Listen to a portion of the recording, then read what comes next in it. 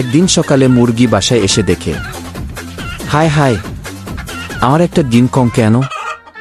কে কোথায় আছো? আমার বাসায় চুরি হয়েছে। সত্যি করে বলো, আমার ডিম কে চুরি করেছ? কে এই ডিম চোর? আমি তাকে পুলিশে দিব।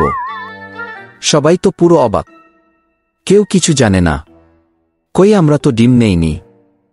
তখন উপরে বসে থাকা এক কাক বলে উঠল, আমি মনে হয় জানি তোমার ডিম কে নিয়েছে। তাহলে তাড়াতাড়ি বলো, কে ডিম চুরি করেছে? আমি তাকে এখনই পুলিশে দিতে চাই। কাক মুচকি হেসে বলল, ডিম চুরি করেনি কেউ। মুরগি তো পুরো অবাক। তাহলে?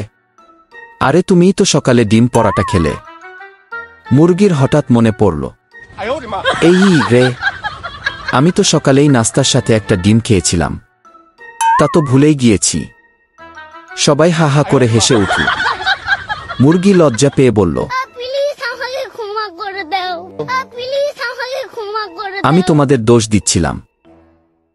প্রিয় বন্ধুরা, আমাদের আজকের গল্পটি যদি আপনাদের ভালো লেগে থাকে তাহলে please like, share and subscribe করে আমাদের পাশে থাকুন। নেক্সট ভিডিও পেতে চোখ রাখুন আমাদের রংতুলি ইসলামিক ওয়ার্ল্ড ইউটিউব চ্যানেলে। আমাদের পাশে থাকার জন্য অনেক অনেক ধন্যবাদ।